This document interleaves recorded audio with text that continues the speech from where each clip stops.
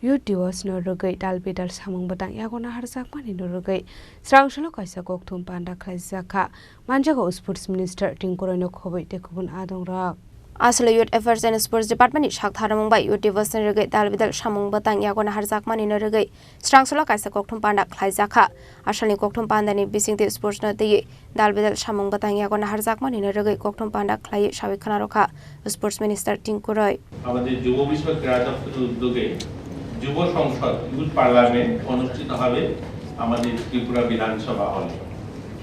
এটা 2019 সালে শুরু হয়েছে। 2019 সালে সেটা যুব বিষয়ক ক্রীড়া দপ্তরের উদ্যোগে কেন্দ্র সরকার শুরু করেছে এবং সেটা শুরু 2019, 20, 21 সালে ভার্চুয়ালি হয়েছিল। তখনকার কোভিডের কারণে সেটা ভার্চুয়ালি অনুষ্ঠিত হয়।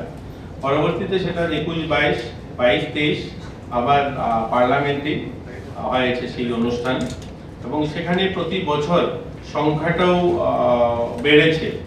গত বছর যেটা হয়েছে 2022-23-এ সেখানে প্রায় 2,01,000-এরও বেশি ছেলেমেয়েরা সেখানে পার্টিসিপেট করেছে। এবার যেটা হবে আমাদের এখানে আমরা 8টা জেলার যুবদেরকে 4টা জায়গায় তাদের কম্পিটিশন হচ্ছে আজকের দিনে। আজকে যেমন আমাদের ফটিকরায় কলেজে 59 জেলা এবং আমাদের উত্তর জেলার যুবদের সেখানে কম্পিটিশন চলছে এবং আমাদের আগরতলাতে সিপাহী জেলা এবং খোয়াই জেলা পশ্চিম জেলা একত্রিত অনুষ্ঠান হচ্ছে ত্রিপুরা ইউনিভার্সিটিতে এবং ধলাই জেলা কমলপুরে অনুষ্ঠান হচ্ছে, গোমতী এবং দক্ষিণ জেলা বিলুনিয়াতে অনুষ্ঠিত হচ্ছে। সেখানে যারা কম্পিটিশনে অংশগ্রহণ করবেন সেখান থেকে 40 জন প্রত্যেক যে কম্পিটিশন থেকে 10 জন করে 40 জন আসবে।